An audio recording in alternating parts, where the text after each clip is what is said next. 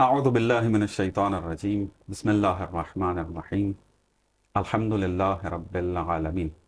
قال اللہ تبارک و تعالی فی کتابہ المجید اعوذ باللہ من الشیطان الرجیم شہر رمضان الذی انزل فیہ القرآن ھدی للناس وبینات من الہدی والفرقان۔ ناظرین، جیسا کہ آپ جانتے ہیں کہ ماہ رمضان کا مہینہ جاری و ساری ہے، اس کی برکات اور فیوزات موسلادھار بارش کی طرح برس رہی ہیں، اور انسان کو یہ حکم دیا گیا ہے کہ اس مہینے میں اس برکات کو جتنا اس کا ظرف ہے اس کے مطابق کسب کرے۔ تو جس طرح انسان عبادت کر کے اپنے وجود کے اندر وسعت لے کر آتا ہے تاکہ اپنے ظرف کو بڑا کر سکے اور ان برکات اور فیوزات سے استفادہ کرے، اسی طریقے سے ماہ رمضان کی ایک اہم ترین رات جس کو شب قدر کہا جاتا ہے، اس کے اندر بھی انسان اپنے آپ کو تیار کرتا ہے، اپنے ظرف کو آمادہ کرتا ہے کہ زیادہ سے زیادہ اس ماہ رمضان کی برکات اور فیوزات سے استفادہ کرے۔ آج اسی موضوع کو لے کر آپ کی خدمت میں حاضر ہوئے ہیں کہ شب قدر کیا ہے، اس کی اہمیت کیا ہے، شب قدر کا قرآن کے ساتھ کیا رابطہ ہے، اور امام عصر کے ساتھ اس کا کیا رابطہ بنتا ہے۔ اور اس موضوع پر ڈسکس کرنے کے لیے ہم نے دعوت دی ہے جناب مولانا حجت الاسلام جناب کاظم نقوی صاحب کو، اور اسی طرح جناب حجت الاسلام جناب نوید حسین مطہری صاحب کو کہ خوش آمدید کہتے ہیں کہ آپ تشریف لائے اور اس اہم موضوع کے اوپر ڈسکس کریں گے۔ میں بغیر کسی مقدمے کے سوال کے اوپر آتا ہوں کہ سب سے پہلے تو ہر انسان کے ذہن میں یہی سوال اٹھتا ہے کہ بالآخر شب قدر ہے کیا اور اس کی اہمیت کیا ہے۔ اس پہ گفتگو کا آغاز کرتے ہیں، پھر دیکھتے ہیں کہ کون سے مطالب بیان کرتے ہیں۔ جی آغا نوید بھائی۔ اعوذ باللہ من الشیطان اللعین الرجیم، بسم اللہ الرحمن الرحیم، وبہ نستعین وہو خیر ناصر ومعین۔ شب قدر کی اہمیت کے سلسلے میں اگر دیکھا جائے تو مختلف زاویے ہیں اس شب کے، اور ان تمام زاویوں کے ذریعے ہم شب قدر کی اہمیت کو درک کر سکتے ہیں۔ جہاں تک شب قدر، خود قدر جو لفظ ہے ہمارے سامنے، اس کا معنی منزلت کا ہے اور شرف کا ہے، تو یہ خود لفظ بتا رہا ہے کہ اس رات کے اندر جو واقعات اور جو چیزیں رونما ہونے جا رہی ہیں وہ اتنی عظیم ہیں کہ جو اس شب کی، اس رات کی عظمت کو بڑھا دیتی ہیں۔ کہ انہی چیزوں میں سے ایک چیز جو قرآن مجید کے اندر بھی بیان ہوئی وہ یہ ہے کہ شب قدر 1000 مہینوں سے افضل ہے، کہ ایک ایسی رات کے جو 1000 مہینوں سے افضل قرار پائے۔ اگر اس کو ہم اپنی زندگی کے اندر دیکھیں تو تقریباً کوئی 80 سال سے زیادہ کا عرصہ ہوتا ہے، یعنی 1000 مہینوں سے افضل کا مطلب تقریباً اتنا ہوتا ہے۔ اور یہ آج کے زمانے میں ایک عمر ہے تقریباً، کہ اگر ایک انسان پوری عمر اپنی، جو معمولاً 70-80 سال کا ایک عرصہ ہے، وہ گزارے اور خدا کی عبادت میں گزار دے، سیر و سلوک میں گزار دے، خدا کی بندگی اور تقرب کی راہ میں گزار دے، اور وہ کسی مقام پر پہنچے، وہ یہ پورا ایک طویل سفر جو ہے وہ اس شب قدر کے اندر ایک ہی رات کے اندر طے کر سکتا ہے۔ اور جیسا کہ ہمیں حکم بھی ہے کہ انسان اپنی اس زندگی کے اندر بارگاہ الہی کی طرف بڑھے، ویسے تو نظام ہستی کے اندر ہم دیکھتے ہیں کہ خود قرآن مجید اور احادیث کی روشنی میں ہر چیز عبد محض الہی ہے، تکوینی اعتبار سے ہر چیز پروردگار کی طرف بڑھ رہی ہے۔ اور جیسے آیات کے اندر بھی ہے کہ انا للہ و انا الیہ راجعون، اور بہت ساری دیگر جو آیات ہیں۔ لیکن امر ہے، حکم ہے کہ آپ اپنے ارادے کے ساتھ، آپ اپنے اختیار و ارادے کے ساتھ بارگاہ الہی کی طرف بڑھیں۔ تو یہ جو قرب ہے انسان حاصل کرنا چاہتا ہے، یہ جو بندگی ہے جس کی راہ میں انسان کو اترنا ہے، یہ ایک ایسا راستہ ہے جو انسان پوری زندگی میں طے کرے، وہ اس شب قدر کے اندر ایک ہی رات کے اندر طے کر سکتا ہے۔ لہٰذا اس سے اس کی اہمیت ہمارے لیے ایک حد تک روشن ہو جاتی ہے۔ بسم اللہ الرحمن الرحیم۔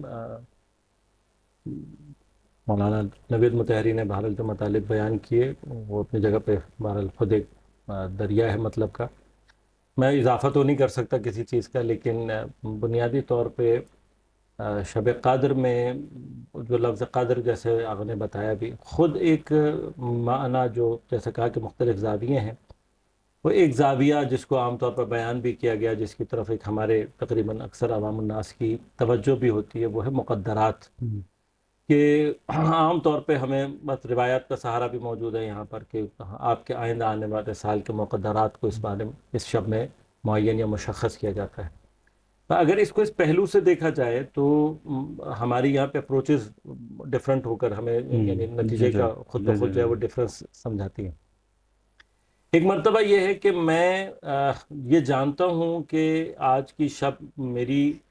جو بھی کیپیسٹی یا جو بھی میرا ایکشن ہے وہ آئندہ آنے والے سالوں میں میرے مقدرات کو معین و مشخص کرے گا. لیکن جس طریقے سے یوں سمجھ لیجئے کہ میرے لیے امتحان کا دن مشخص ہو جس دن مجھے ٹیسٹ کرنا ہو اور میں کوشش یہ کروں کہ میں بالکل آخری شب پڑھ کر اور پہلی پوزیشن حاصل کر لوں. تو یہ ہو سکتا ہے, ہم اس سے بحث نہیں کرتے کہ یہ چیز وقوع نہیں ہو سکتی, اس کے وقوع سے بحث نہیں ہے, لیکن جو اصل بحث ہے وہ یہ کہ مطلوب نہیں ہے یہ بات. اور جو عام طور پر توجہ میں رہی ہے بات یا عام ہماری آبزرویشن ہے وہ یہ کہ وہ انسان جو پورے سال کوشش کرتا ہے شب امتحانی یا امتحان کے دن اس کی پرفارمنس ایسی ہوتی ہے کہ وہ اس کو آگے کی طرف لے جا سکتا ہے, پہلی پوزیشن پہ لے جا سکتا ہے. شب قدر کے حوالے سے یعنی میری اپنی تھوڑا سا آبزرویشن کی حد تک کی بات کروں گا, بہرحال آپ بزرگان دونوں مجھ سے زیادہ بہتر جانتے ہیں, بلکہ یہاں پر شاید اسی گفتگو میں آپ لوگوں سے اصلاح یہ چاہوں گا کہ جب ہم شب قدر کو اس زاویے سے دیکھ رہے ہیں اور ہماری اپروچ اس اعتبار سے ہے تو آیا کیا یہ ایک شب کی وہ محنت ہے جو مجھے 1000 مہینوں سے افضل کرانے کی طرف لے کے جا رہی ہے کہ بس میں ایک آج کی رات یہ لسٹ ہے اعمال کی, اس کو میں تھنگس ٹو ڈو کی طرح سے جو وہ ٹک لگاتا جاؤں, یہ میں نے 3 سورہ پڑھ لی ہے, یہ میں نے دعائے جوشن کبیر پڑھ لی, یہ میں نے 100 رکعت نماز پڑھ لی, اور آخر میں جب وہ لسٹ پوری ہو جائے تو میں سمجھ لوں کہ یہ 1000 مہینے میرے مکمل ہو گئے. یا نہیں, اصل بحث یہ ہے کہ مجھے اگر اس شب میں وہ فضیلت چاہیے then I have to work round the year, مجھے پورے سال محنت کرنی ہے, مجھے اپنے پورے سال اپنے آپ کو اس جگہ لے کے جانا ہے تاکہ یہ شب میرے لیے معنی پیدا کرے. بالکل ایسے. اس میں ایک نقطہ میں اضافہ کروں, دیکھیں بہت خوبصورت بات آغا نے اشارہ کی کہ انسان چونکہ بندگی کا سفر ہے نا یہ, وہ تو اس کو جاری رکھنا ہے, پہلے سے جاری ہوا ہے, ایسا نہیں کہ وہ اسی آج ہی کی رات جو ہے وہ بندگی کا سفر آغاز کر رہا ہے, نہیں وہ پہلے سے عبد الہی ہے, وہ پہلے سے کوشش کر رہا ہے. لیکن جیسے بزرگان کہتے ہیں کہ نبی گرامی اسلام کی زندگی میں جو پروردگار نے ایک اعجاز نبی گرامی اسلام کو دیا وہ یہ شب ہے. یعنی اس نبی گرامی اسلام صلی اللہ علیہ وسلم کی امت میں سے اگر کوئی شخص مثلا اس بندگی کے راستے میں ایک بیچ میں نا ایک بہت تیز سفر کرنا چاہتا ہے تو وہ سفر تو پہلے سے شروع تھا اس کی بندگی کا, لیکن اچانک بیچ سے یہ جو شب قدر اس کو حاصل ہوتی ہے اس میں کچھ سفر اس کا بہت تیزی سے آگے نکل جاتا ہے. بالکل. میں اس میں معذرت چاہوں گا, تھوڑا نقطہ جو ہے کہیں اور نہ چلا جائے, یہ اس کے اندر آقا نے سوال جو ہے بہت اچھا اٹھایا ہے. اس میں 2 پہلو ہیں آپ کے سوال کے اندر. ایک یہ تھا کہ اس کے میں تھوڑی سی وضاحت چاہوں گا یعنی کروں گا کہ شب امتحانی کے ساتھ اس کو مقایسہ کرنا, میرا خیال میں اگر ہم تجسم اعمال کے نظریے کو مد نظر رکھیں کہ قرآن کی واضح آیات اس پر دلالت کرتی ہیں, تجسم اعمال کے ہم جو بھی عمل کرتے ہیں وہ ہماری شخصیت بناتا ہے اور وہی شخصیت جو ہے قیامت کے دن محشور ہوگی. تو اگر اس نظریے کے مطابق دیکھیں نا تو ہمارا جو عمل کرنا ہے اور سفر کرنا ہے خدا کی طرف, یہ آپ یوں کہہ لیں کہ تکوینی ہے, قراردادی و ایگریمنٹ نہیں ہے. شب امتحانی میں ہم اگر ایک رات میں پڑھ کے اگر اچھے نمبر لے لیں گے تو وہ قراردادی ہے کہ آپ مثلا اتنے نمبر لے لیں گے, اتنے سوال آپ نے حل کر دیا, وہ ممکن ہے اتفاقی طور پہ بندہ کر بھی لے. لیکن جو یہ تکوینی سفر جاری ہے اس سفر کے اندر کہیں تکا نہیں لگتا, اس نے اپنا سیر جو ہے وہ طے کرنا ہی کرنا. نہیں, آپ کی بات آپ کی بالکل بہت یعنی میں سمجھتا ہوں کہ شاید ٹو دا پوائنٹ ہے بہت ساری چیزوں کو سمجھنے کے لیے. یہ ایگزیکٹلی وہی میں یعنی جو میں آپ سے بات کرنا چاہ رہا ہوں وہ ایگزیکٹلی وہی ہے کہ ہم اس تکے اور شارٹ کٹ والے اس سے, جیسے آغا نے بات کی, اب آغا کی بات کا جو ایک مس انڈرسٹینڈ جو عام پبلک میں جائے گا وہ وہی چیز جائے گی جو شارٹ کٹ کے معنی میں, جبکہ آقا کے کہنے کا جو مطلب ہے وہ شاید تھوڑا سا, اگر میں اشتباہ کر رہا ہوں تو میری اصلاح کیجیے گا, کہ جس کو آقا شارٹ کٹ کہنا چاہ رہے ہیں میں اس کو تھوڑا سا لفظ بدل کے نا بونس سٹیج کہوں, یعنی دونوں چیزوں میں فرق ہے. شارٹ کٹ بیسیکلی یعنی جو مطلب یہ کہنا چاہ رہے ہیں وہ یہ کہ بالآخر جیسے روایات میں بھی اسباب نزول میں بھی اس بحث کو کیا گیا کہ حضرت نے بیان کیا کہ بنی اسرائیل کا ایک شخص, اس نے اتنی طویل عبادات کی اور لوگوں نے آ کر سوال کیا اور پھر آپ نے شب قدر کے حوالے سے گفتگو فرمائی. کہ آپ اس اتنے کم عرصے میں یہ سب کچھ کر سکتے ہیں، یعنی وہ جو ایک معنی ہے، تو اس سے جو یہ عام طور پہ شارٹ کٹ کا معنی آتا ہے وہ پوری کی پوری نا ہماری نظر بدل دیتا ہے۔ بالکل ایسے میں اس اب میں صرف ایک چیز مکمل کر لوں یہاں پہ، اگر جیسے فرض کریں کہ ہم خود حضرت حور کے کریکٹر کو کربلا میں دیکھتے ہیں، حضرت حور کے کریکٹر کو سم ٹائمز ہم دیکھتے ہیں صرف اس آخری مومنٹ پہ جو چینج کہ حور علیہ السلام جو ہے وہ اس گروہ سے نکل کر اس گروہ کا سفر کر رہے، اور اس سفر کے بعد وہ لعنت اللہ علیہ سے علیہ السلام بن گئے۔ اب ہماری پوری کنسنٹریشن کیا ہے کہ مجھے کوئی ایسا وقت حاصل آ جائے کہ یوں ہی ہو کہ میں اسی طرح سے نکلوں، میں پورے سال جو مرضی کرتا رہوں، پوری زندگی جو مرضی کروں، آخر کا ایک آدھ پونا گھنٹہ مجھے ایسا مل جائے جو مجھے علیہ السلام پہنچا دے۔ جبکہ میں اس کو کئی جگہوں پر اپنے سامعین کو بھی تذکر دے چکا ہوں کہ یہ مت سمجھو کہ حور آخری مرحلے میں گیا ہے، بالکل بالکل، حور پیچھے پوری شخصیت ہے۔ جی میں آپ کی تائید میں دو بزرگوار کے اقوال نقل کر، چونکہ سیم باتیں ہیں تقریباً تو بات ایک ہی کروں گا، لیکن افراد کے نام لیتا ہوں۔ جناب علامہ طباطبائی تعارف کے محتاج نہیں ہیں، اور دوسرے جناب آیت اللہ بہجت کے ایک عرفان کی دنیا کے بیتاج بادشاہ آپ کہہ لیں ان کو۔ تقریباً سیم کویسچن ان سے کیا گیا کہ میں نماز پڑھتا ہوں تو حضور قلب نہیں ہوتا، تو حضور قلب کیسے حاصل ہو؟ تو علامہ طباطبائی نے بڑا خوبصورت جواب دیا تھا، کہا کہ جو بندہ پورے اپنے دن کے اندر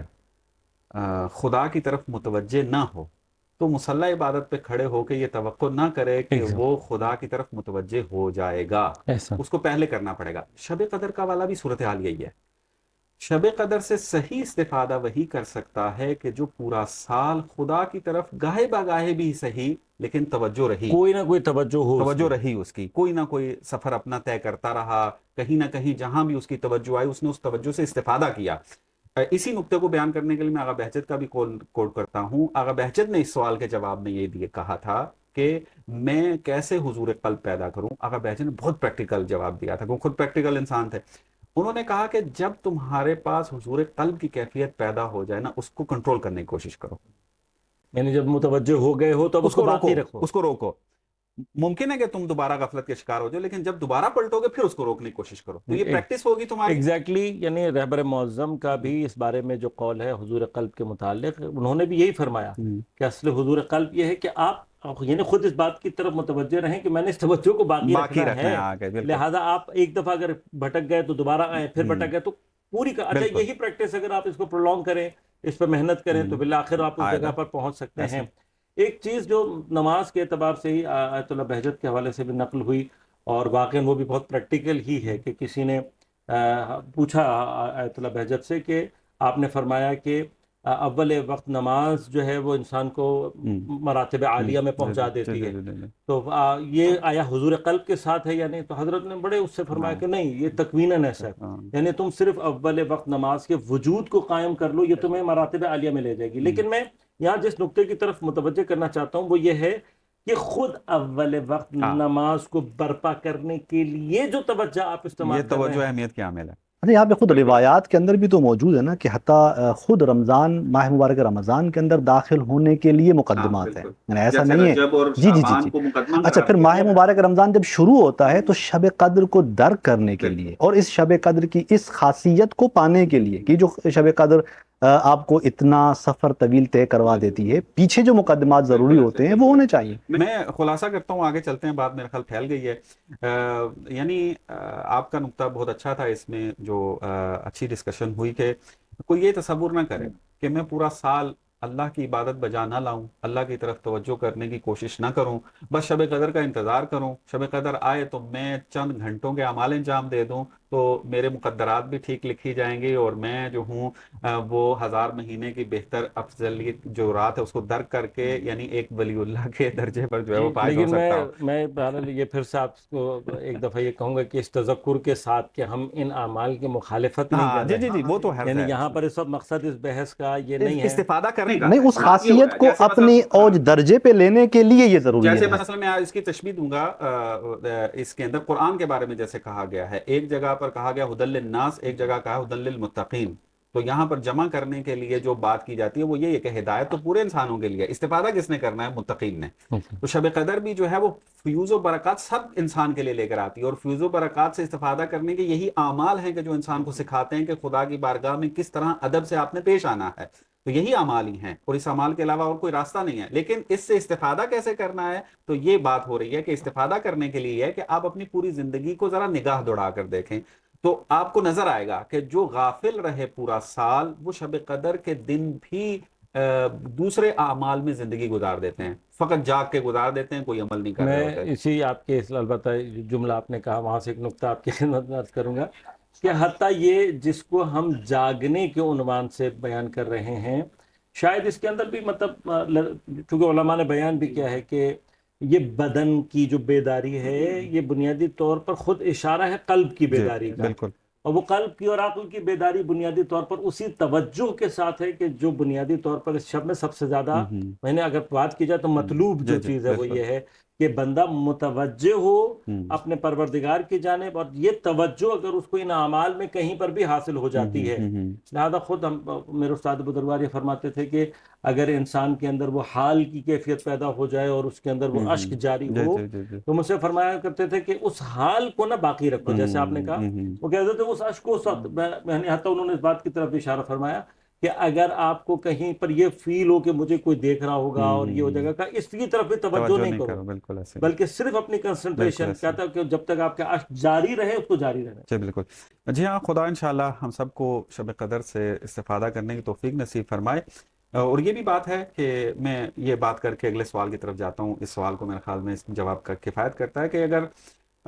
شب قدر کی یہی جو ہم بات کر رہے ہیں, اگر ایسے افراد کے جو پہلے متوجہ نہ ہو سکے لیکن ابھی شب قدر میں توجہ آئی ہے, تو وہ اگر شب قدر میں استفادہ کرنا چاہیں گے, خدا ان کے لیے بھی راستے کھولتا ہے آ کے. یہ بات اس کے لیے ہو رہی ہے کہ جو جان بوجھ کر خدا کی طرف توجہ نہیں کرتا ہے اور پھر شب قدر سے اس طریقے سے استفادے کی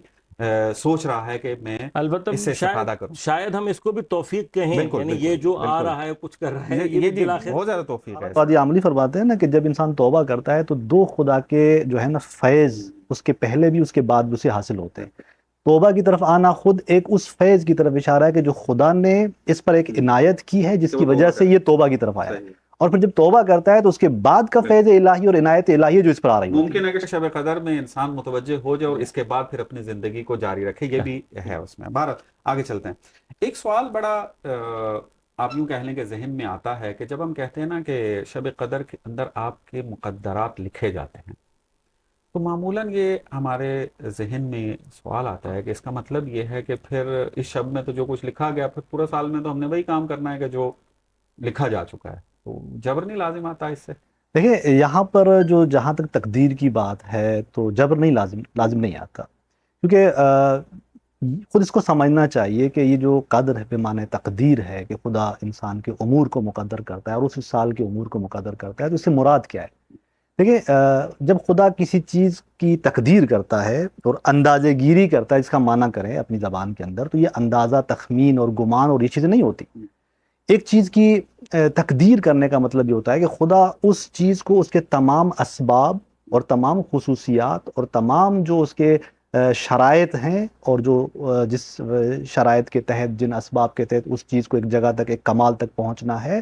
خدا ان تمام شرائط اور اسباب کے تحت اس چیز کو مقدر کر رہا ہوتا ہے. کہ مثلا یہ چیز, مثلا ایک گندم کا دانہ ہے, خدا نے اس کی بھی تقدیر کی ہوئی ہے کہ اس گندم کے دانے سے گندم کا دانہ ہی اگنا ہے, یہ تقدیر کی ہے خدا نے, کوئی اور دانہ نہیں اگ سکتا. اب اس کے لیے وہ جو اسباب خدا نے نظر میں رکھے ہیں کہ جس اسباب کے تناظر میں, جن حالات کے تناظر میں یعنی گندم کے دانے کو ایک جگہ پہنچنا ہے, ایک کمال تک پہنچنا ہے, یہ یعنی تقدیر ہے اس کی. تو اسی طرح انسان کے جو امور خدا مقدر کرتا ہے وہ بھی تمام ان اسباب کے تحت مقدر کرتا ہے. کچھ اسباب ایسے ہیں خود اس کا اپنا ارادہ ہے, اس کا اختیار. حتیٰ اس شب قدر کے اندر انسان اگر بارگاہ الہی کے اندر حالت رکھتا ہے اس کا یعنی قرب الہی کی اس طرف بڑھنا, کہ وہ جو پروردگار اس کے لیے امور مقدر کرے وہ بہتر شرائط کے ساتھ اور بہتر اسباب کے ساتھ مقدر کرے. بنیادی طور پہ بہرحال جو قبلہ نے بات کی, بہرحال چونکہ آپ مجھ سے زیادہ عالم اور فاضل بھی ہیں تو میری جو گفتگو جو ہے وہ آپ دونوں کے سامنے جسارت بن جاتی ہے, لیکن اس کے باوجود بھی جسارت کر رہا ہوں کہ گرچہ جسارت ہے. قضاء اور قدر کے حوالے سے یقیناً کچھ چیزیں ایسی ہیں کہ جو ہم طالب علموں کو تو شاید کلیئر ہوتی ہیں, لیکن ایک مسئلہ یہ بھی ہوتا ہے کہ آپ عوام الناس تک اس کانسیپٹ کو کس طریقے سے پہنچاتے ہیں. تو بنیادی طور پہ بہرحال آپ تو بزرگوار ہیں، اصل مقصد تو فی الحال ہمارے سامعین تک بات کو پہنچانا ہے. البتہ پھر ایک دفعہ یہی کہوں گا کہ اگر کوئی اشتباہ کر رہا ہوں تو میری اصلاح بھی کیجیے گا. لیکن قضا بنیادی طور پر وہ تمام پروردگار کے اوامر ہیں کہ جس میں کسی تبدیلی کی گنجائش تقریباً نہیں ہوتی. میں اس کو تھوڑا سا ذرا پلٹ کر بات کرتا ہوں. قدر اس کے مقابلے پر وہ جس میں تبدیلی کی گنجائش ہے. اس کو جو ہم عوامی انداز سے مطلب میں سمجھتا ہوں کہ کنوے کیا جا سکتا ہے، وہ شاید ایک طریقہ یہ بھی ہے کہ قضا وہ تمام چیزیں ہیں کہ جن میں ہمارے عمل کا کوئی تاثیر اس پر نہیں. مثلا میں مرد ہوں، یا مثلا میرے ساتھ اور میرا رنگ ایسا ہے، میرے ہائٹ ایسی ہے، یا اس طرح کی اور بہت ساری چیزیں، یہ ساری کی ساری قضا سے تعلق. قدر جتنے بھی ہیں وہ ہمارے اعمال سے تعلق رکھتا ہے، اور اس کا فارمولہ بہت واضح ہے کہ ان اللہ لا یغیر ما بقوم حتی یغیر ما بانفسہم. اسی طرح سے پورا قرآن اس حوالے سے ہمیں موجود ہے کہ جو کچھ بھی اچھائی پہنچ رہی ہے وہ خدا کی طرف ہے، اور جو کچھ بھی تم نقصان اٹھا رہے ہو، جو بھی تمہیں مصیبت پہنچ رہی ہے، وہ تمہارے اپنے ہاتھوں کی کمائی ہوئی ہے. اب بنیادی طور پر اس کا مطلب یہ ہے کہ جتنا اللہ نے میرے لیے خیر مقدر کی ہوئی ہے،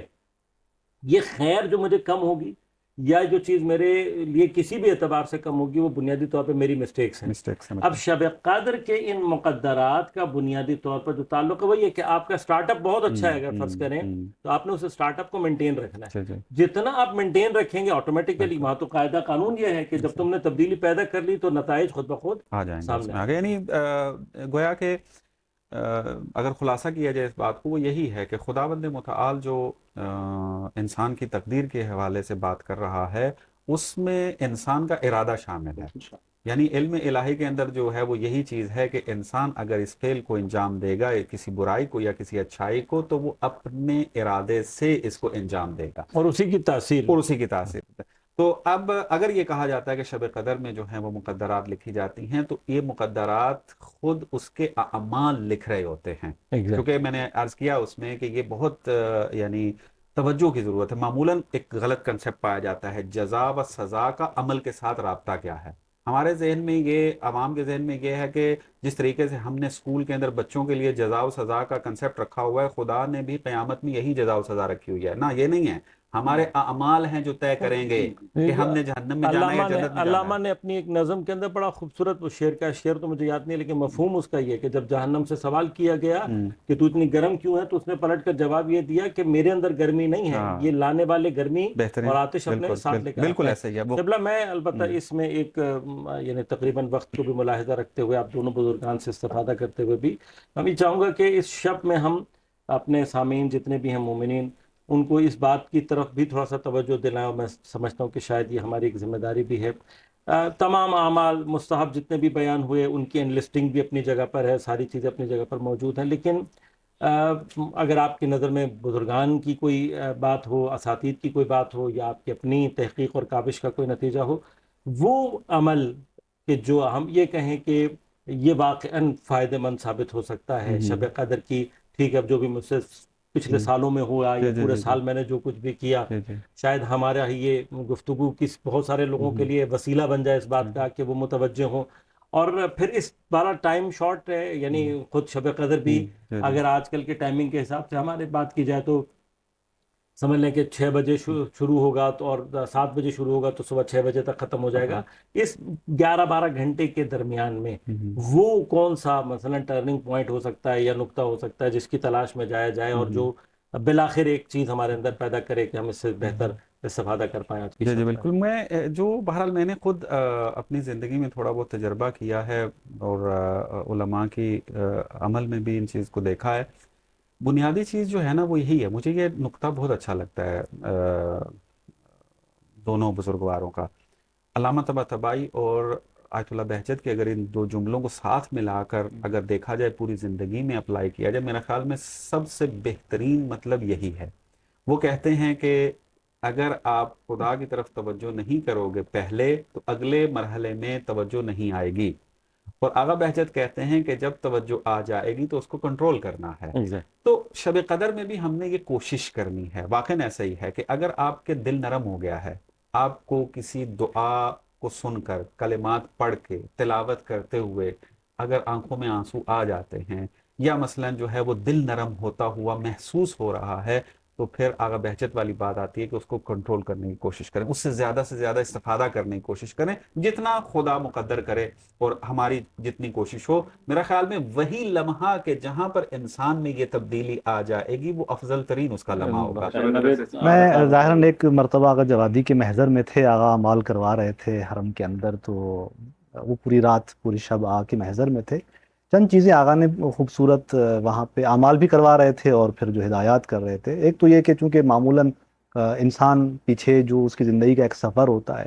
کوتاہیاں ہوتی ہیں انسان سے، گناہ، چونکہ گناہ ایک حجاب بنا دیتا ہے انسان اور خدا کے درمیان، اور یہ وہ حجاب ہے جو انسان کو آگے بڑھنے نہیں دیتا۔ تو آقا کی تاکید زیادہ اس بات پر تھی کہ انسان اس کی طرف مکمل توجہ کر کے نادم ہو جائے اور وہ اپنے اندر نا پروردگار کے حضور اعتراف کرتا ہوا آگے بڑھے کہ جو اس کے آگے حجابات بنے ہوئے ہیں، جو اس نے خود بنائے ہوئے ہیں، اس شب قدر کو یہ عہد کرے پروردگار سے کہ اگلی جو زندگی ہے اس میں ان حجابات کو آگے نہیں لائے گا۔ یہ جو گزشتہ حجابات ہیں وہ اس کے ختم ہو جائیں گے، اور آج کی شب میں وہ خدا جو ہے اپنی رحمانیت سے اس کو بخش دے گا۔ اگلی زندگی کے اندر وہ یوں حساب کرے کہ وہ آج متولد ہوا ہے، پیدا ہوا ہے، اور پھر اسی طرح اس زندگی کو، جیسے آپ نے کہا نا کہ اس کو باقی رکھے، تو یہ جو اس کی کیفیت اسے حاصل ہونی ہے پھر اسی کو آگے باقی رکھے اور ایک نئی زندگی کے عنوان سے آگے بڑھے۔ آپ بزرگان کی یعنی گفتگو کو اگر میں سم اپ بھی کروں اور کسی نتیجے تک پہنچا کر ہم پھر سامعین سے خدا حافظی بھی کریں اس حوالے سے، اور سب سے التماس دعا بھی ہے کہ ہم سب کو بالخصوص یاد رکھیں آج کی شب دعاؤں میں۔ بنیادی طور پہ جو مرحلہ ہے اہم ترین وہ ہے توجہ۔ اب یہ توجہ کسی بھی مرحلے پہ کسی بھی طرح سے، اور ہمارے اساتید نے جس کا اہتمام بھی کیا، اور آپ بزرگان نے بھی اس کو وہاں پہ محسوس کیا ہوگا، حوض علمیہ میں بھی جو بزرگان کا کہ وہ ایک اہتمام کرتے ہیں درمیان میں کہیں نہ کہیں ذکر مصیبت حضرت سید الشہداء کا، کیونکہ خصوصاً یعنی مومنین کے لیے جو ٹرننگ پوائنٹ بنتا ہے اور جو سب سے زیادہ قلب کو رقیق کرنا اور حالات کو ایجاد کرنا، وہ خاص طور پر وہ ایک پوائنٹ ہے کہ جہاں پر لہذا وہ جو ایک بار بہا اساتید نے بھی فرمایا، آیت اللہ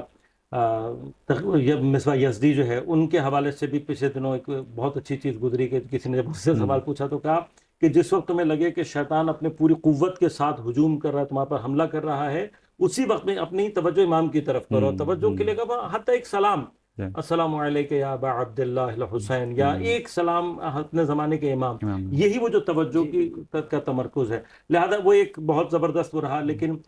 بنیادی طور پر جو یعنی خلاصہ ہے وہ یہ کہ وہ جب قلب میں وہ کیفیت پیدا ہو جائے، توجہ بھی ہو گئی ہے، تو ہم سب کا جو سٹارٹنگ پوائنٹ ہے گناہ گاروں کا وہ توبہ سے شروع ہوتا ہے۔ اور شاید دعائے کمیل میں جو حضرت فرماتے ہیں کہ یا سریع الرضا اغفر لمن لا یملک الا الدعاء، سب سے زیادہ تیزی کے ساتھ راضی ہو جانے والے خدا، کہ اس سے راضی ہو جا کہ جس کے پاس سوائے دعا کے اور کچھ ہے ہی نہیں، جس کی ملکیت میں صرف دعا ہے۔ اور میں اکثر اس بات کو کہا کرتا ہوں کہ وہ خدا جس نے اس رضائیت اور اپنی اس رحم کی کیفیت کو ماں باپ کے اندر اس طریقے سے جلوہ کیا ہے اور متجلی کیا ہے کہ ماں باپ بدترین اولاد بھی جو ہوتی ہے نا، اس سے صرف اس جملے کے انتظار میں ہوتے ہیں کہ وہ آ کر صرف یہ کہہ دے کہ غلطی ہو گئی مجھ سے، مجھے معاف کر دیں۔ وہ رحیم پروردگار ان تمام مراحل میں اپنے اب سے صرف یہ چاہ رہا ہوتا ہے۔ میرے استاد یہ کہا کرتے تھے کہ کبھی شب میں وہ خلوت ایجاد کرو، وہ تنہائی ایجاد کرو، اور اس تنہائی میں ایک مرتبہ اپنے رخساروں کو خاک آلودہ کر کے نا صرف خدا کو سجدے میں رکھ کے یہ کہو کہ پروردگار غلطی ہو گئی، معاف کر دے۔ اتنی سی کیفیت، یہ جو کیفیت ہے کہ صرف خدا سے یہ کہنا کہ پروردگار مجھ سے غلطی ہو گئی، مجھے معاف کر دے۔ آپ کی آنکھ سے آنسو کا قطرہ نکلتا نہیں ہے، پروردگار اپنی آغوش رحمت میں اس کو خود بخود لے لیتا ہے۔ بہت شکریہ۔ بہت اہم پوائنٹ جو ہیں وہ ڈسکس ہوئے، اگرچہ موضوع تو بہت زیادہ اس کے اندر موجود ہیں اور بہت سارے مطالب موجود ہیں، لیکن وقت کے دامن میں گنجائش کم تھی، اس وجہ سے اتنا ہی ڈسکس ہو سکے۔ بہت شکریہ قاسم بھائی اور نوید بھائی، انشاءاللہ کہ خدا بند متعال جو ہے وہ ہم سب کو اس شب سے صحیح معنوں میں استفادہ کرنے کی توفیق نصیب فرمائے۔ ناظرین، جیسا کہ آپ نے دیکھا کہ بہت اہم موضوعات کے اوپر ڈسکس ہوئی، اور اس کا خلاصہ اگر میں کرنا چاہوں تو ایک جملے میں یہ بنتا ہے کہ یہ رات جو ہے وہ توجہ الی اللہ کی رات ہے۔ اگر انسان کی خدا کی طرف توجہ آ گئی تو اس توجہ کو اگر انسان باقی رکھ لے گا اور اس کے مطابق کچھ اعمال انجام دے دے گا، یہ انسان کی بہترین رات ہوگی، اور ممکن ہے کہ انسان وہی جو کہا گیا ہے کہ یہ 1000 مہینوں سے بہتر ہے، وہ بہتری انسان کسب کر لے گا۔ ہمیں بھی اپنی دعاؤں میں یاد رکھیے گا، اور مرحومین کو بھی یاد رکھیے گا، شہداء کو بھی یاد رکھیے گا، ملت اسلامیہ کے اوپر جو ظلم ہو رہا ہے غزہ کے اندر، غزہ کے شہداء کو یاد رکھیے گا، ان کے جو مظلومین ہیں ان کو یاد رکھیے گا، سب کے لیے دعا گو ہیں، اور تمام مرحومین کے لیے سورہ فاتحہ ضرور پڑھیے گا۔ والسلام علیکم ورحمۃ اللہ وبرکاتہ۔